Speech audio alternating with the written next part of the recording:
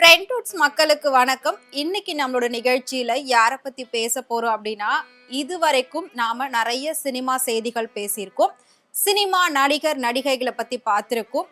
நிறைய விஷயங்களை நாம டிஸ்கஸ் பண்ணியிருக்கோம். ஆனா இதுவரைக்கும் இவரை பத்தி மட்டும் நாம பேசினதே கிடையாது. நாம மட்டும் கிடையாது, நிறைய பேர் இவரை பத்தி ஒரு குறிப்பிட்ட நேரத்துல தான் பேசுவாங்க. ஆனா எல்லா நேரத்திலயும் பேசுவாங்களா அப்படின்னு கேட்டா கண்டிப்பா பேச மாட்டாங்க.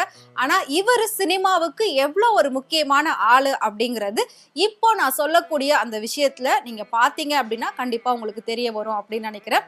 ஸோ சினிமாவில் தவிர்க்க முடியாத பல படங்கள் பல காலமா நடிச்சுக்கிட்டு இருக்கக்கூடிய ஒருத்தரை பத்தி தான் இப்ப நாம பார்க்க போறோம். எஸ், விநாயகரை பத்தி நாம பார்க்க போறோம். அது யாரா விநாயகர், எந்த படத்துல நடிச்சிருக்காரு அப்படின்னு யோசிப்பீங்க. அவர் ஹீரோலாம் இல்ல. சோ கடவுள் விநாயகரை பத்தி தான் இப்போ நாம பேச போறோம்.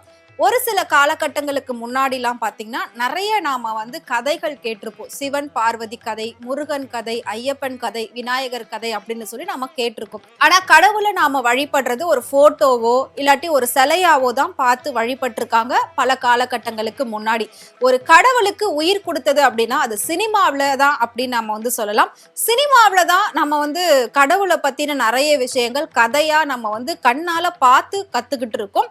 இதுக்கு முன்னாடி எல்லாம் புராணங்கள் புக்ஸ் வச்சு படிச்சு நாம தெரிஞ்சிருப்போம். ராமாயணமா இருக்கட்டும், மகாபாரதமா இருக்கட்டும். ஆனா அது எல்லாத்தையும் இப்போ நம்மளோட கண்ணு முன்னாடி காட்சிப்படுத்துறது, அதாவது கடவுளுக்கு உயிர் கொடுத்து நடிக்க வச்சு அதை நமக்கு உணர்த்துறது தான் சினிமா அப்படின்ற மாதிரி நம்ம எல்லாருக்குமே தெரியும். அந்த வகையில முதல் பிள்ளையாரோட உருவத்துக்கு உயிர் கொடுத்தது சினிமா. அது எந்த சினிமால எந்த ஆண்டு பிள்ளையாருக்கு உயிர் கொடுத்து நடிக்க வச்சாங்க? உயிர் கொடுத்து அப்படின்னா உண்மையான பிள்ளையாருக்கு உயிர் கொடுத்து கிடையாது, ஒரு உருவமா அவரை பேசுற மாதிரி நடிக்க வச்சது எல்லாமே பாத்தீங்கன்னா 1957 தெலுங்குல தான் ஃபர்ஸ்ட் விநாயகா சாவித்தி அப்படிங்கிற ஒரு படம் எடுத்தாங்க.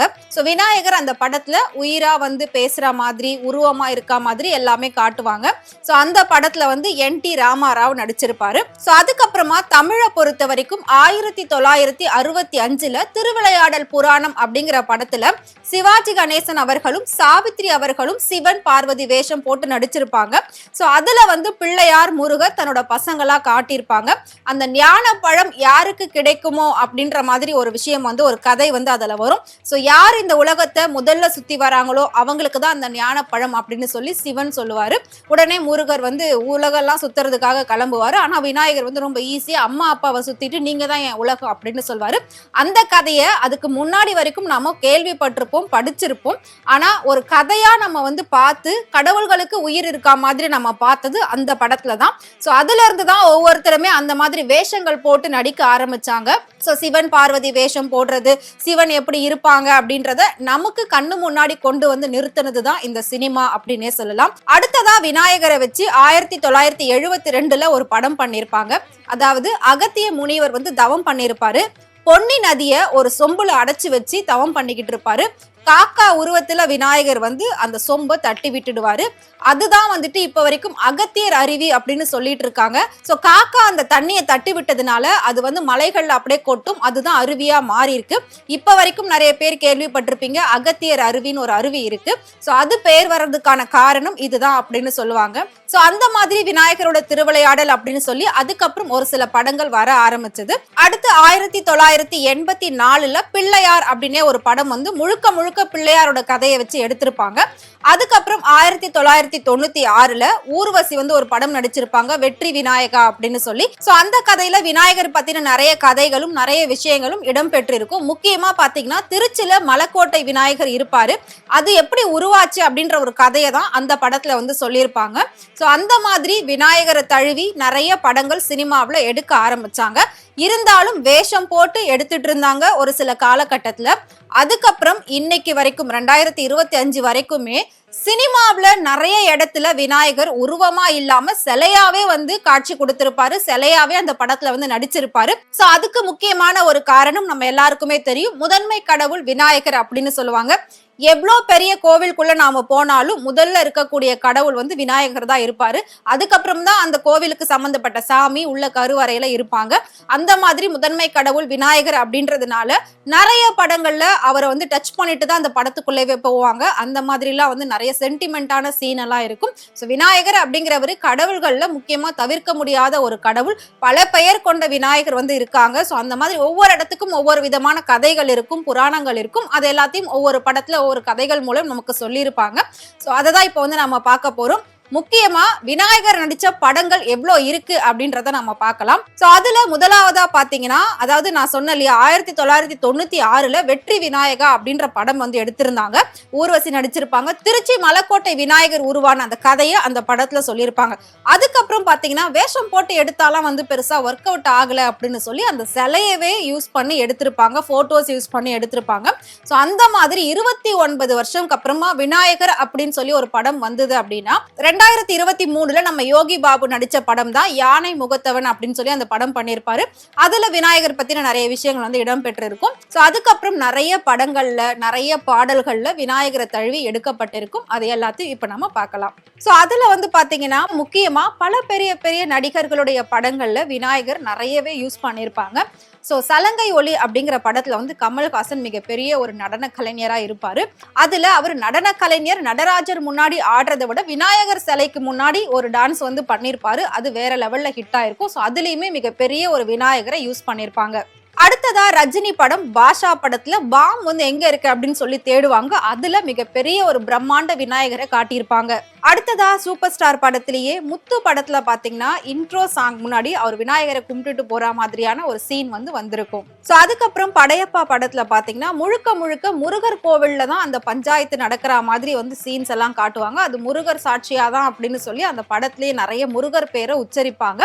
இருந்தாலும் வெற்றி கொடிகட்டு அப்படிங்கிற அந்த பாட்டுல பாத்தீங்கன்னா அந்த பாட்டுக்கு முன்னாடி அவங்க வந்து ஒரு பாட்டுல பணக்கார ஆகிற மாதிரி காட்டுவாங்க சீன். அதுல அவர் ஃபர்ஸ்ட் வந்து விநாயகரை வேண்டி தேங்காய் உடைச்சிட்டு தான் அடுத்து தன்னோட வேலையை ஸ்டார்ட் பண்ற மாதிரி காட்டியிருப்பாங்க.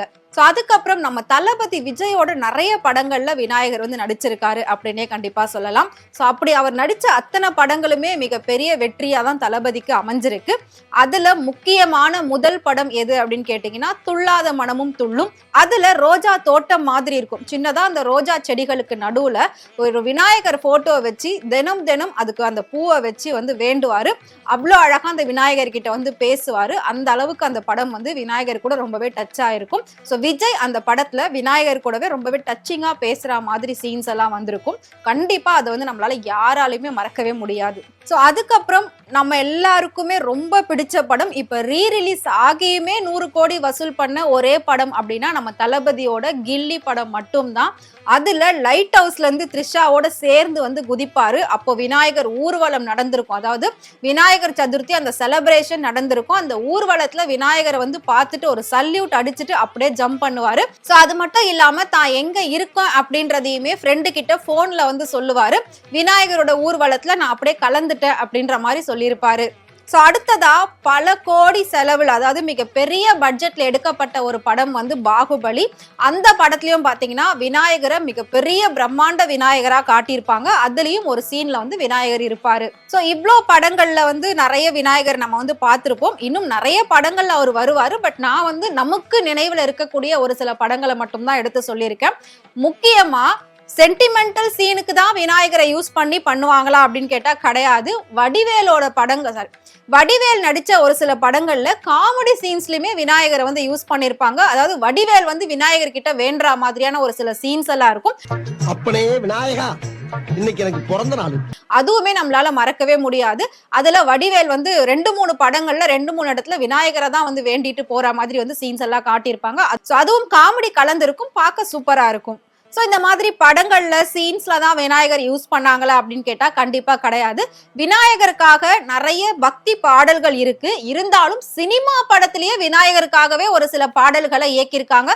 சோ அந்த பாடல்கள் எல்லாமே வேற லெவல்ல ஹிட்டான ஒரு பாடல் தான். கண்டிப்பா இப்ப நான் சொன்னா உங்க எல்லாருக்குமே ஞாபகம் வரும், ரொம்பவே பிடிக்கும். சோ அதுல முதலாவதா நம்ம பார்க்க போறது ஏற்கனவே சூப்பர் ஸ்டாரோட படங்கள்ல விநாயகர் இடம் பெற்றிருந்ததை பார்த்தோம். அதே மாதிரி சூப்பர் ஸ்டாரோட ஒரு பாட்டுல விநாயகர் பத்தி வந்து பாடியிருப்பாரு. அப்பனே அப்பனே பிள்ளையார் அப்பனே அப்படின்னு சொல்லி ஒரு பாட்டு வந்து பாடியிருப்பாரு. அந்த பாட்டுலாம் வேற லெவல்ல ஹிட் ஆச்சு 80s டைமிங்ல. அடுத்ததா ராமராஜன் அவரோட ஒரு படத்துல முந்தி முந்தி விநாயகரே அப்படின்னு சொல்லி ஒரு பாட்டு கரகாட்டம் மாதிரி வச்சு ஆடுவாரு. அதுவும் வேற லெவல்ல ஹிட் ஆயிருந்தது. முந்தி முந்தி விநாயகனே. அடுத்ததா சிவாஜி, குஷ்பு, மீனா, முரளி இவங்கெல்லாம் வந்து ஒரு படம் நடிச்சிருப்பாங்க. அதுல அவங்க கரகாட்டக்காரங்களா இருப்பாங்க. அதாவது எல்லாருமே ஒரு நடன கலைஞர்களா இருப்பாங்க. அதுலயும் பாத்தீங்கன்னா சிவாஜி வந்து பிள்ளையார் பட்டியில் வசிக்கும் விநாயகா அப்படின்ற மாதிரி ஒரு பாட்டுக்கு ஆடி இருப்பாரு. சோ அதுக்கப்புறம் நம்ம தல அஜித்தோட படம் அமர்கலம், அந்த படத்துல லாரன்ஸ் மாஸ்டர் இந்த பாட்டுக்கு ஆடி இருப்பாரு. அதாவது காலம் கரிகாலம் ஆகி போச்சுடா, கம்ப்யூட்டர் கடவுளாக மாறி போச்சுடா அப்படின்ற மாதிரி எல்லாம் வந்துட்டு அந்த பாட்டுக்கு சூப்பரா வந்து ஆடி இருப்பாரு. பட் அந்த பாட்டு விநாயகர் சம்பந்தப்பட்டது இல்ல அப்படின்னாலும் பெரிய விநாயகர் சிலையை வச்சுதான் ஆடி இருப்பாங்க. அதுலயும் பாத்தீங்கன்னா மகா கணபதி அப்படின்னு அந்த லைன் எல்லாம் வரும். அதெல்லாம் இன்னைக்கு வரைக்குமே விநாயகர் சதுர்த்தியோட ஊர்வலத்துல போடப்படக்கூடிய முக்கியமான பாடல்கள். அடுத்ததா அஜித் நடிச்ச வான்மதி அப்படிங்கிற ஒரு படத்துல பிள்ளையார்பட்டி ஹீரோ நீதாம்பா கணேசா அப்படின்ற பாட்டுக்கு அஜித் வந்து பாடி இருப்பாரு, ஆடி இருப்பாரு. அதே மாதிரி சாமி படம் நிறைய வந்திருக்கு. முக்கியமா அன்னை காளிகாம்பாள் அப்படிங்கிற ஒரு பக்தி படம் இருக்கு. அந்த படத்துல பாத்தீங்கன்னா அம்மன் பாட்டு நிறையவே இருக்கும். இருந்தாலும் அதுல ஒரு யானை இருக்கும். அந்த யானை வந்து சூப்பர் ஸ்டாரோட ஒரு ஃபேன் மாதிரி காட்டியிருப்பாங்க. சோ அதுல வந்து கணே கணே கணேசா அப்படின்ற மாதிரி அதுலயும் விநாயகருக்காக ஒரு பாட்டு வச்சிருப்பாங்க. சோ அடுத்ததா உடன்பிறப்பு அப்படிங்கிற படத்துல சத்யராஜ், ரகுமான் நடிச்சிருப்பாங்க. 2 பேரும் ரொம்ப க்ளோஸ் ஃப்ரெண்ட்ஸா இருப்பாங்க. அதுலயும் விநாயகர் சதுர்த்தி ஊர்வலம் நடக்கிற மாதிரியான சீன் இருக்கும். இப்பவும் ஒவ்வொரு வருஷம் விநாயகர் சதுர்த்தி ஊர்வலத்துல இந்த பாட்டு இல்லாம இருக்காது. சோ விநாயகருக்கான அத்தனை பாடல்களுமே நான் சொல்றது எல்லாமே இடம்பெறும். இருந்தாலும் இந்த பாட்டு அடிக்கடி போடப்படக்கூடிய ஒரு பாட்டாதான் இருக்கும். சாமி வருது வழியை விடுங்கடா அப்படின்ற மாதிரி வந்து பாட்டு பாடியிருப்பாங்க. அதுல மிகப்பெரிய ஒரு விநாயகர் அப்படியே ஊர்வலமா எடுத்துட்டு போற மாதிரி எல்லாம் காட்டியிருப்பாங்க. சாமி வருது வழியை விடுங்கடா. சோ இந்த பாடல்கள்லாம் விநாயகர் சதுர்த்தியில தவிர்க்க முடியாத ஒரு பாடல்கள். அடுத்ததா விஜயோட வில்லு படத்துல இன்ட்ரோ சாங் ஒண்ணு வரும் ஹீரோக்காக. ராமா ராமா ராமா ராமா கிட்ட வில்ல கேளு அப்படின்ற மாதிரி வரும். இந்த பாட்டு வந்து விநாயகர் சம்பந்தப்பட்டது இல்ல அப்படின்னாலும் அந்த பாட்டு மிகப்பெரிய ஒரு விநாயகர் சிலை முன்னாடிதான் அவர் வந்து ஆடி இருப்பாரு. சோ ஃபைனலா வேதாளம் படத்துல தல அஜித் வந்து பாத்தீங்கன்னா வீர விநாயகா வெற்றி விநாயகா அப்படிங்கிற ஒரு பாட்டு வந்து ஆடி இருப்பாரு. அந்த பாட்டுமே விநாயகர் சதுர்த்தி அன்னைக்கு ரொம்ப பயங்கர ஒரு ஃபேமஸா போடப்படக்கூடிய ஒரு பாடல் அப்படின்னு தான் சொல்லணும். பொதுவாகவே என்னதான் நம்ம அறிவியல் உலகத்தை நோக்கி போனாலும் ஆன்மீகம் அப்படிங்கிறதுக்கு ஒரு செட் ஆஃப் ஆடியன்ஸ் இருக்கதான் செய்யறாங்க. ஒவ்வொருத்தருமே பாத்தீங்கன்னா தன்னோட வேலைகளை அன்றாடம் ஆரம்பிக்கிறதுக்கு முன்னாடி தனக்கு பிடிச்ச கடவுளை கும்பிட்டு தான் ஆரம்பிப்பாங்க. அந்த மாதிரி பர்சனலாவே எனக்கு விநாயகர் அப்படின்னா ரொம்பவே பிடிக்கும். ஸோ நானுமே வந்து பாத்தீங்கன்னா டே பை டே விநாயகர் கும்பிட்டுட்டு தான் என்னோட வேலைகள் எல்லாத்தையுமே வந்து ஸ்டார்ட் பண்ணுவேன். பொதுவா நிறைய பேருக்கு வந்து விநாயகர்னாலே ரொம்பவே பிடிக்கும். அவரை ஒரு செல்லமான ஒரு கடவுள் அப்படின்னு கூட வந்து சொல்லுவாங்க. எனக்கு ரொம்பவே பர்சனலா ரொம்ப பிடிக்கும் விநாயகர். சோ இந்த நேரத்துல அவரை பத்தி இவ்ளோ விஷயங்கள் வந்து நான் பேசுறதுக்கு ரொம்பவே வந்து கொடுத்து வச்சிருக்கணும் அப்படின்னு நினைக்கிறேன். சோ உங்களுக்கு எந்த கடவுள் பிடிக்கும் அப்படின்றத மறக்காம கமெண்ட் பாக்ஸ்ல கமெண்ட் பண்ணுங்க. இதே மாதிரி விநாயகர் பாடல்கள்ல உங்களுக்கு எது பிடிக்கும் அப்படின்றதையும் கமெண்ட்ல சொல்லுங்க. சோ டே பை டே இன்ட்ரெஸ்டிங்கான விஷயங்கள் நீங்க தெரிஞ்சுக்கணும் அப்படின்னு நினைச்சீங்கன்னா மறக்காம ஃப்ரெண்ட் டூர் சேனலை ஃபாலோ பண்ணிக்கோங்க.